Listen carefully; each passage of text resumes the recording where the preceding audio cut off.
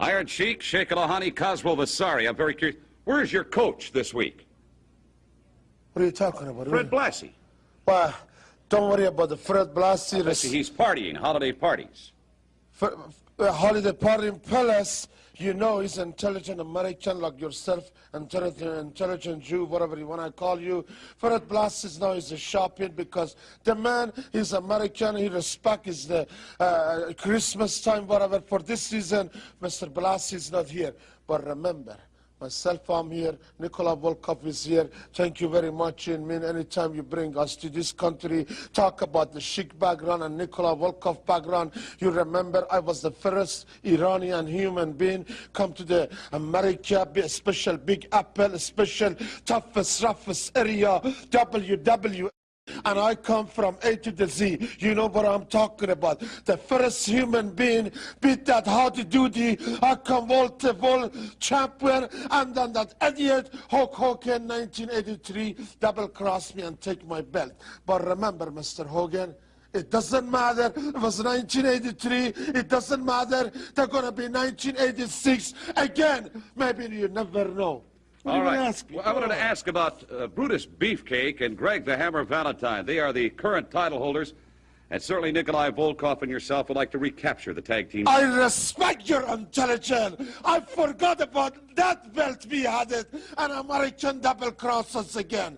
I respect you, Jim. You're intelligent Jew businessman. We're going to find out. I can't wait to that Iranian hand. Get that Bruce's Beefcake or all-American boy from wrestling family, Greg Valentine. The Hammer, whatever. We're going to find out who is the real champion. Thank you very much, gentlemen. THQ.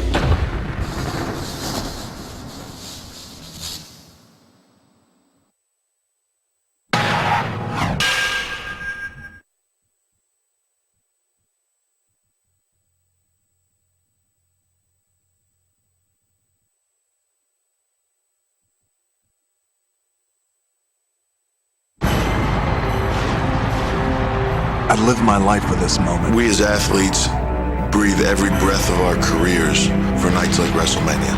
This is the culmination of everything I've ever worked for. WrestleMania is called the granddaddy of them all, and you stand on the grandest stage of them all.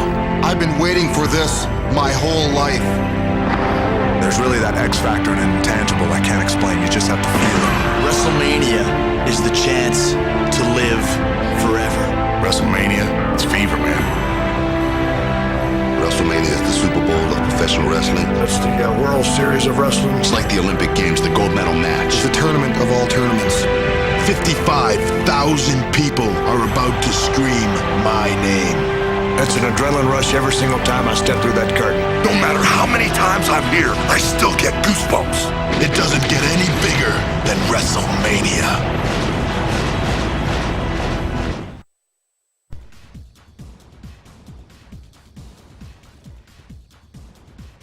And welcome back to Retro Wrestling Games Presents. I'm your host, Juan Cena, and with me this evening is the incomparable Luke Martin. How you doing tonight, Luke? I'm great, as always. As always, indeed. Now, in this episode, we will take a look at WrestleMania 19 for the Nintendo GameCube. This game was developed by Ukes and published by THQ. It was released on September 8th, 2003.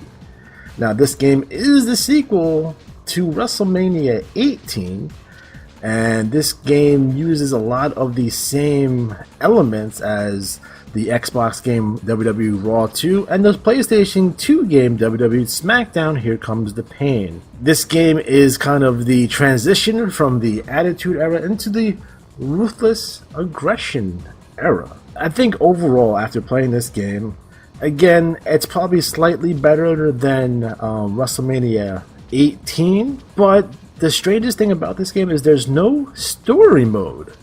There is something called a revenge mode, which a player can select any superstar on the roster, and what the story is that essentially your wrestler gets beaten up, thrown out of the building by security, and fired. The player encounters Stephanie McMahon, And you, along with Stephanie, plot your revenge on Vince McMahon, and you try to ruin the WWE and WrestleMania. So essentially what you do is you go to various locations and assault various characters and destroy WWE property. It also includes blowing up a construction skyscraper, crashing a WWE barge, and wrecking cars in the WWE parking lot. So that is your story mode, so to speak. So a little bit different than anything else they've ever done, and they've never done it since. It's probably a good reason for that. Yeah, that's pretty ridiculous. The graphics, they're good for the time. The music it's good, for that era. Again, you're talking about the GameCube here. The GameCube is not the most powerful console ever. Again, it harkens back to the days of exclusive games for consoles, because remember, for the Xbox they had WWE Raw and Raw 2, and then on PlayStation 2 they had the SmackDown series. So having to produce 3 slightly different wrestling games a year is interesting. It's much better than the one WWE 2K game that we get nowadays. We'll talk about that game coming up soon. So the official roster is as follows. You have Triple H, The Rock, Stone Cold Steve Austin, Brock Lesnar, Undertaker, Kurt Angle, Hulk Hogan, Rob Van Dam, Chris Jericho, Booker T, Goldust, Rey Mysterio, Edge, Kane, Chris Benoit, Shawn Michaels, Big Show, Scott Steiner, Bubba Ray Dudley, Devon Dudley, Stacey Keibler, Trish Stratus, Victoria, Eddie Guerrero, Ric Flair, Matt Hardy, Jeff Hardy, Lita, Christian, Tori, Batista, John Cena, Hurricane, Randy Orton, Chris Nowinski, Vince McMahon, Stephanie McMahon, Tess, Chavo Guerrero, Dawn Marie, Tajiri, Al Snow, Rikishi, William Regal, Lance Storm, and Goldberg. And then you have non-playable characters such as Jim Ross, Jerry the King Lawler, Earl Hebner, and Nick Patrick. I don't know what happened to Nick Patrick. I don't know. I did see him. He refereed recently? in WrestleMania. No, in WrestleMania 19. Oh yeah, remember he was the NWO referee and he would wear like the ski mask? That's ridiculous. That's the first thing that I thought of. So. That and fucking up the count at Starrcade 97, but we won't get into that. This game is lauded for its creator wrestler mode. It's definitely much better than the SmackDown series at this time. Probably the best it's been up to that point, to be completely honest. So, great job Nintendo getting a decent creator wrestler in this game. So the game is still, it's well regarded. Metascore had it at 76. The users ING has it at a 8.7. A lot of 4 stars and 5 stars here for this game, which I was surprised. I guess they had different criteria for good wrestling games back in the day. I kind of rate this somewhere in the 3, around 3 stars. So I think it's average, to say the least. I mean, I don't think it's as good as Day of Reckoning or Day of Reckoning 2 that come out the following year. And I don't think it's as good as SmackDown Here Comes the Pain. So, if you're a wrestling collector like myself, you're gonna want to pick up this game. I like going over these games because it gives you a nice little snapshot of that period of time. So it really gives you the 2002-2003 era of professional wrestling, so which is good to see. But overall, it's an average game. I wouldn't go out of your way to pick it up. But again, if you collect wrestling video games like I do, it's extremely cheap on eBay. I think I got this one for $3. So we'll keep that in mind. So this game's namesake is WrestleMania 19, and we're gonna go over WrestleMania 19. Ooh. Yeah, and lots of Limp Bizkit on this show, huh? Yeah, if you Limp Bizkits at all, that's a lot. Limp Bizkit for the WWE Hall of Fame. Let's not do that to anybody. So the matches for this show, we had, we'll go over each of one of them. First up, on the pre-show, and this was on Sunday Night Heat, back when they had that show. You had Chief Morley and Lance Storm, who were the World Tag Team Champions. They defeated Kane and Rob Van Dam. Definitely a pre-show match. Although I love Lance Storm and I love Rob Van Dam, I'd much rather see a Rob Van Dam versus Lance Storm match. Kane at this time wasn't, they stuck him with a tag team with Rob Van Dam. For whatever reason. And they would actually team up for like a year and a half. They were together for a long time. But yeah, I can see why this match was on the pre-show. Yeah, chubby cruiserweight Matt Hardy with Shannon Moore. We're definitely steeped in our V1 version 1 Matt Hardy era. taking on Rey Mysterio, and this was for the Cruiserweight Championship. Matt Hardy gets the win here at 5 minutes 37 seconds. So, Luke, what are your thoughts on this particular match? Other than the fact that it's completely bizarre that Matt Hardy is a cruiserweight, so he's definitely not a cruiserweight. I mean, it was decent. I forgot how much they did with Matt Hardy back in the day, because he kind of doesn't get, I think, some of the credit he deserves, and he's always been creative, like his Matt Hardy version 1 thing, and like the little facts about him as he comes to the ring. Like one of them was Matt Hardy doesn't understand how they had WrestleManias without him. Other facts. It was good, and it's good to see Rey Mysterio at kind of the height of his powers. He looks really good, and he's bouncing around the ring and doing all that. And I don't know. I mean, it was a decent match. So. This is pre 36 knee surgeries for Rey Mysterio, so. Right. So he has his mask and everything. He got out of WCW, so he's pretty much where he needs to be, though he's not as highly utilized as he will be in the future. However, I mean, it's a decent match, and it was just kind of there to hype that. So they're both solid workers, obviously. Yeah, I mean, you have Hardy. This is, his Cruiserweight V1 run. He gets the win with Shannon Moore, which we don't see a whole lot with in WWE. But it's nice to see him here. But yeah, they went only about 5 minutes 37 seconds. Again, not very long for an opening cruiserweight match. So what are you gonna do? Next up, in a strange kind of match, you have The Undertaker, who defeated The Big Show and A-Train in a handicap match, and they went 9 minutes 42 seconds. Now, The Undertaker is still in its American Badass era. Again, this would be the last year. The next year, WrestleMania 20, he would go on to be the Dead Man and be the Dead Man throughout at this point. But yeah, it's weird to see him in a handicap match against two fairly large, extremely large opponents in The Big Show and A-Train. So, what are your thoughts on this match? I mean, it was alright. It was weird seeing Undertaker at WrestleMania and kind of not really a big match. Yeah, it looked like he was kind of just thrown together. Big Show didn't really do very much. A-Train and Undertaker did pretty much everything. They had Nathan Jones come out and spin kick Big Show in the face, secure the win. It's also, Undertaker is a beast because he was able to give a pile driver to A-Train, which is pretty impressive because that's a big dude. A-Train, an underrated worker for his size, definitely. Was trained by Kowalski, the same people. Yeah, he's a pretty good school. Yeah, Kowalski, went on to train, not only A-Train but Perry Saturn, Triple H China, and our good friend Matt Riley. So, again, A-Train in good company. I was gonna say you have to mention his protege. Yeah, yeah. They mentioned Killer Kowalski as A-Train's trainer in there. I think, or maybe Triple H, or maybe both. Yeah. But it was a decent match. A-Train is good. He's making fun of the Undertaker and shit, which was pretty funny. And he's slapping him around and shit. So it was pretty good match overall.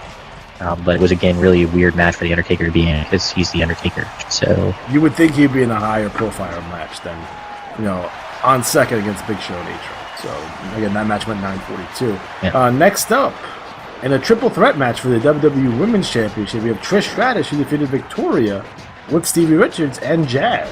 Jazz was an underrated talent too. Yeah, they didn't do a whole lot with her. But you see Trish Stratus. Victoria is a quality worker. I think she was still relatively inexperienced at this point, but she would go on to be an amazing worker. And Trish is at this point, she's ascending. She's still not the worker that she would become, but you can see her stuff in the ring is getting better and better. And I think Trish Stratus ruins the women's division for about 10 years because after Trish, they felt they could take any model and they could find and make them into a good worker. And Trish was one in a million. So I'm glad they got away from doing that. And it was an okay match. You can definitely see why it's such a big deal, the way that the women work now compared to the way they worked back then. But I would say that this match isn't really, it's still good. There's not a lot. It's not a lot. It's not a fabulous Moolah match. People aren't slapping people and pulling hair. So, it was a decent match. But yeah, it wasn't, Trish Stratus was kind of in a league of her own. Though I think they probably could have done more, making Jazz look tougher. Where was Lita on this show? Was she out with I don't know. I think she might have been out with injury. But yeah, I was surprised. I thought Lita was gonna show up, but nope. Next up, we have Team Angle on the world's greatest tag team. Charlie Haas and Shelton Benjamin They defeated Chris Benoit and Rhino and Los Guerreros of Chavo Guerrero and Eddie Guerrero. This was a triple threat match for the WWE Tag Team Championship. This match only went 8 minutes 48 seconds. These fucking three-ways, man. Those can be rough to watch. What's funny here is like Benoit and Guerrero would be, at the end of WrestleMania the next year, they will both be champions. Right. Champions. So it's odd to see them in a mid card, tag team match, a triple threat match with the world's greatest tag team. Obviously, Eddie Guerrero with great, Benoit was awesome. Rhino was fantastic at this point. Shelton is being Shelton, and I'm glad to see him back in the WWE. I wish they would actually bring back Chavo Guerrero, because I think he was way wasted and underutilized at this point. Yes. So, what are your thoughts on this triple threat for the WWE Tag Team Championship? It was good. Like you said, a three-way tag team is really weird because people are randomly tagging other people to get in the match. That's really confusing. Yeah. But it was neat. They highlighted Eddie Guerrero and Chris Benoit a lot, and they beat the shit out of each other in that. Like it looked like they were just fighting. Like they beat the shit out of each other. But they're both amazing. It's kind of awkward to watch Benoit work his style because it's so it's just so violent. And it's weird to watch Benoit, period. But Eddie Guerrero is awesome at the height of his powers. Chavo looks good. Rhino gave some gores to people. He looks good. He's he's definitely at the height of his powers. And then, Charlie Haas is there. Shelton Benjamin's, looking good. But yeah, I mean, it was a decent match. But yeah, it was very weird to see guys like Benoit and Guerrero in a tag team forgettable match. So that was things definitely changed pretty quick. I think they had to once Rock and Austin left, so yeah, they had to make some changes. We had Shawn Michaels who defeated Chris Jericho. This was a single match that went 22-34. Fantastic match, probably the best match on the card. Obviously, with the two guys that are in it. I do like the post-match nut shot that Chris Jericho gave to Shawn Michaels. That was fun. But yeah, this is Shawn Michaels' first WrestleMania back, and he has definitely a fantastic opponent in Chris Jericho. So, what are your thoughts on this match? I thought it was a really good match. I think Shawn Michaels is still a little tentative, like they're working kind of light with him. I mean, it was a good match, really good technically, good psychology, all that. It's just you will see, as Shawn, obviously throughout the year, Shawn Michaels isn't as tentative and nervous about being in the ring again, and I think it's not ring rust as much as he doesn't want to get injured, right? Yeah. But I think Chris Jericho is the perfect opponent for him, and the way they built up the match for a year, I don't know. I just think Chris Jericho is a genius, and any match that he's involved with, he makes you care about it. Yeah. And he did Sweet Chin Music, and he was stealing Shawn Michaels' special move and mocking him, doing his poses and stuff.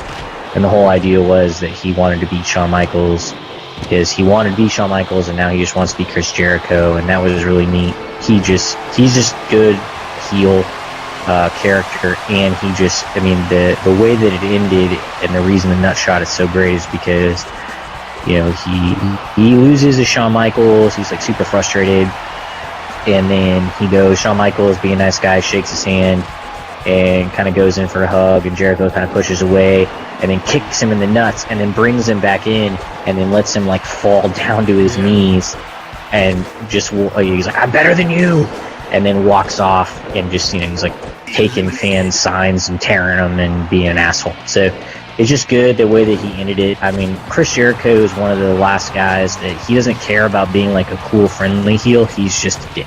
So he was a heel. He acted like a heel, and it was great because he's just so good at that. And I think, I don't know, I would say that people don't appreciate Chris Jericho as much as they probably should. And in this match, it's just the little things that he does beyond his, he's very obviously technically sound, but just the little things that he does with his character and the way that he carries himself as a heel or as a face is just, he was at a different level character-wise than a lot of people were, especially at that time. So. Yeah. I don't think he was getting the credit that he deserved at the time. No, that's for sure. I mean, I think a lot of people are seeing it now, how fantastic he is and how light years ahead of everyone else he seems to be all the time. So it was pretty good. Yeah, definitely the best match on the card by far. So, and it definitely, that match showed the future of what wrestling was going to be. Yeah. Because that match, if you put that match on a card now and just took those guys from that time and put them on, like that wouldn't be any different than what you see today. And if you don't like today's wrestling person, like the Spot Fest or whatever, it's not that. It's just the technical and the work rate and stuff like that was showing that was the future of wrestling. And like you said, he was just light years ahead of everybody because he's not a huge guy, but he just works big in the sense that everything he does looks crisp and tough, and he's just awesome. So, and Shawn Michaels is Shawn Michaels. Agreed. Next up, they had a fatal 4-way pillow fight between Stacy Keibler, Tori Wilson, Tanya Bowser, and Katana Baker. Yeah, they were the Miller Lite Catfight girls. They were in a commercial, so that was really what we needed to see. It was important.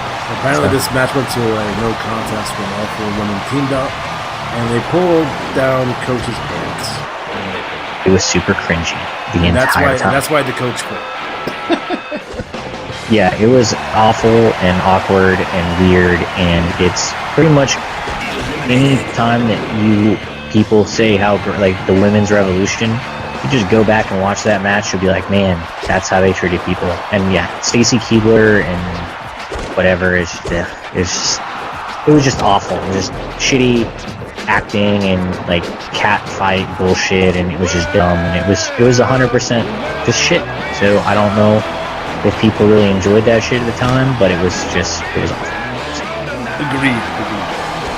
Next up, in a very controversial match, to say the least, you had Triple H with Ric Flair, who defeated Booker T.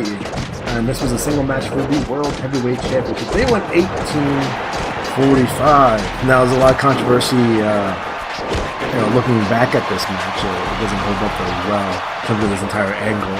Triple H is doing his best Lex Luger impression when he was feuding with Ron Simmons. Definitely some racial overtones here. We can describe as cheap heat, which I don't think Triple H needed to do those things. He's such a good heel on his own. I don't think he needed the extra element of like pseudo racism to get some heat on this match. And it's weird too. So Triple H says all this nasty stuff. He does all this nasty shit and just beats Booker T. And that's it. You know what I mean? Booker T had he fades a knee injury, 1, 2, 3, it's over. It's like he had this heel do a bunch of terrible things, and then he gets the win essentially clean. Yeah, the whole build-up to the match, it was talking about how Booker T did all this shit, and he was a change man, and people shouldn't hold it against him. So if the things that they kind of implied in the match were obviously cringy, but if he had won the match, it would have made sense. But since he lost, it didn't make any sense at all. So it was just This match right here is what gave Triple H that reputation, that whole golden shovel thing. Because most people at the time, most people now see this as a burial. They buried him. And it's hard to even argue against that. It's hard to even deny that. It's what it is. It's Booker T was able to bounce back, but it's there's no reason for Triple H to win. Yeah, I don't understand why they did that. Jerry Lawler was just awful the whole time. It's they wanted to make people in the future cringe, and so they just packed these matches together. I mean, as far as the work goes, Triple H, I don't think people gave him enough. I mean, they just bitch about him, but he was a really good. He was good worker. He worked well in the ring. He made the other person look good. Booker T was kind of sloppy on a couple things. I don't know if he was maybe injured or something. I don't know what happened later on. Maybe that's why he lost, because he was injured or something, but he didn't necessarily look his best. So I don't know what was going on there, but yeah, it was the whole build up to the match. I agree with the fact that Booker T probably shouldn't have been in that match at that point of his career. He would be so much more better in 2 years' time. Versus I think it was too early to put Booker T in that role. And I have no idea why he was there. He would get much better moving on, later on in his career, having these fantastic matches. I don't think he was ready for kind of that spot yet. I think they could have done, another match or two, kind of just building that up the right way. And if you're watching wrestling at the time, again, yes, Booker T's a Hall of Famer. Yes, Booker T was fantastic. At the time, in most people's eyes, Booker T was like this big card guy going against Triple H, who was definitely in the main event. So it was like, what? What's happening here? And I don't know if that match was still together, but I think you go back to it, and a lot of people felt that Booker T was ready at the time. But looking at the match itself, I don't think he was. No, I don't think he was either. So maybe that's the why. I was like, oh, he ain't ready yet. We're just gonna beat him. It gives Triple H that reputation. Oh, wow, he likes the berry guys. I don't think Booker T was ready at the time. Next up, Hulk Hogan, who defeated Vince McMahon. This was in a street fight. This is Hogan's last wrestling match in WrestleMania, I believe. Again, typical hardcore nonsense. And then you have Piper comes out, he hits Hogan in the head with a pipe, busted Hogan open. But Hogan being Hogan, hulks up, gives McMahon the big boot and the leg drop, and hits the 1-2-3 on McMahon. So he gets the win here. Hogan McMahon in 2003, does anyone, I guess people wanted to see it at the time? I guess? But it seems like the Brett McMahon one made more sense because I thought there was more heat between McMahon and Brett that at least played out on WWE television than the Hogan McMahon. The whole thought was like, oh, who made WrestleMania? And I was like, oh, what? I don't care. I pretty much slept. Yeah, I slept through most of this match, and I think that's pretty fitting. It was stupid. I mean, hardcore matches are hard to pull off anyway, and these are like Hulk Hogan doesn't need to be in a hardcore match. You have Hogan who's past his prime and the man who's an onward. I don't know. It's just in the way that I'm not really a big fan of hardcore matches to begin with, but yeah, these two in a match period would have been, but in a hardcore match, like that's literally all that they could do because we couldn't actually wrestle the match. So it's just kind of, WWE's fuckery at the time, like just put two big names in a random thing and say it's important. So, because of that match. And I don't know why it was so high up the card either. You definitely like Michaels and Jericho should have been higher than both Triple H and Booker T and Hogan McMahon. So I don't understand why it was ahead of a championship match at all. So it didn't need to be there. So agreed. Next up, we have Stone Cold Steve Austin taking on The Rock. Now, this would be Stone Cold's last match.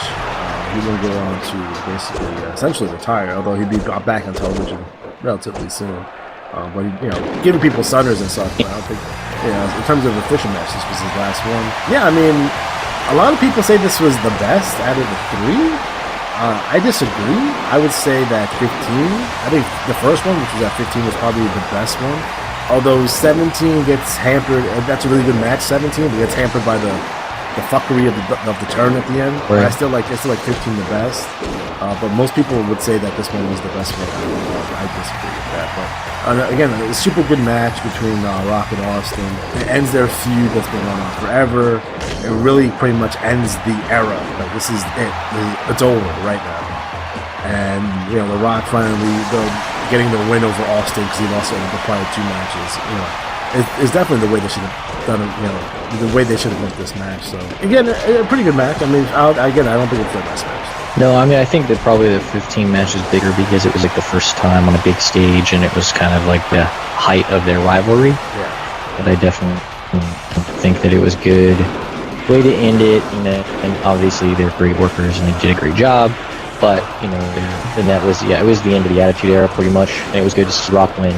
I think it was more emotional for those two guys, and I think it maybe was for the crowd because I don't think they anticipated what was going to happen later on. Yeah. I think they both knew. If you see when Rock pins him, he spends a while running his mouth to Austin, and he's actually just talking to him, and he pats him on the chest. So I think that was cool to see, kind of like a mutual respect, and it was just a good match to kind of in the feud, and Austin did the good thing and put Rock over at the end. So I think that was a good match. He took fucking 3 rock bottoms, and Austin hit Rock with the rock bottom, and Rock hit him with the stunner, and it's just insane. So it was cool. It was a good match. It definitely was everything that it needed to be. So I would say, yeah, probably their first match, probably the best one, just because of all the buzz and everything that was surrounding it. But this was a good way to, probably one of the biggest feuds in the WWE. So up next we have Brock Lesnar taking on Kurt Angle, and this is for the WWE Championship. Again, if Angle had been counted out or disqualified, he would have lost the title. Now, this match went 21-07. Brock Lesnar gets the win here. And I guess this match is, you often see the highlight of Brock doing the shooting star press, which he actually botches and lands on his face, which is insane. Yeah. But they don't show that in the highlight. They see him, he does the rotation, but he doesn't get over all the way. But Brock gets the win here, and I think in a lot of people's mind, the next big rivalry post Rock and Austin was going to be Brock Lesnar and Kurt Angle, although that got cut pretty short because Brock would leave the very next year after WrestleMania 20. Yeah, I mean, Brock was supposed to carry the load, and he wasn't the guy. And that's sad to see. But the match itself was really good. I mean, other than the botch, of course. But overall, it's a really good match. Again, it's Brock's first time being in the main event. You know, he's a monster at this point. Again, you know, this is 15 years ago. I think the sad part about even watching this match is like, damn, we kind of wish that Brock had stayed through. Yeah, I think it's just really good too because I think it's probably the best wrestling match that Brock's ever been in. Because after this, it's kind of all about how big he is, but they wrestle, obviously, you know, they both have an amateur background, though Kurt is obviously like light years ahead of Brock Lesnar when it comes to that. But just the fact that they had that background, you could see it. It was a lot of like actual wrestling holds. It was just, it was a really good match, and it wasn't just all about Lesnar like throwing people around and overpowering people. Like, it was a legit wrestling match. They both did really good. I mean, this is obviously Brock's best match ever. And like you said, it's sad to think that he just would go away after that. But I mean, again, he was wrestling Goldberg at the next WrestleMania, so maybe that's why.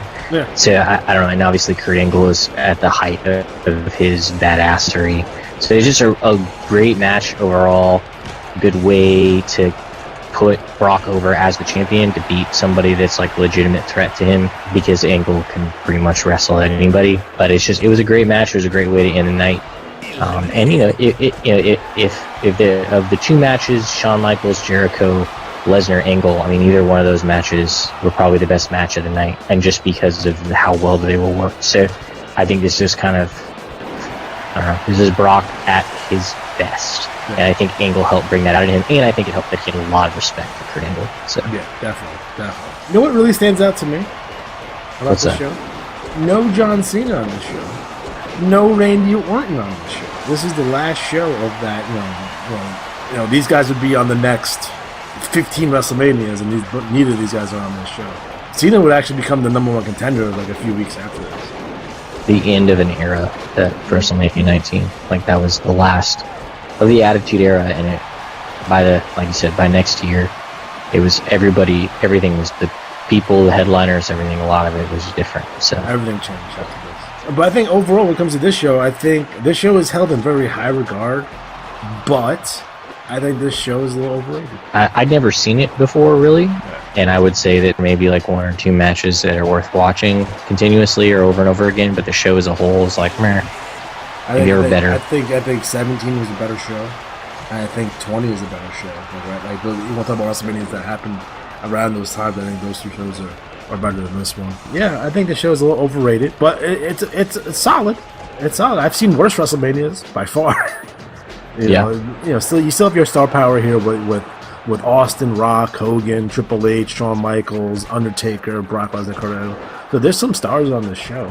It's also not 9 hours long either, which is good. So yeah, that's good. It was really fast compared to modern WrestleManias, which lasts like a day. Lots of Limp Bizkit on this show. Yeah, Shanti, I believe, sang the national anthem. I think overall, a solid show overall to kind of end this particular era of wrestling. Yep. Yeah. All right. Fantastic. So, WrestleMania 19 for the Nintendo GameCube. Again, it's a middle-of-the-road game. I give it 3 out of 5 stars. I think the things that stand out the most are the Creative Wrestler mode in this. The Revenge mode seems kind of a weird concept, but again, they only do it once, so it's definitely worth taking the time out to check at least that out. Roster is solid, of course. Again, has all your favorites in there.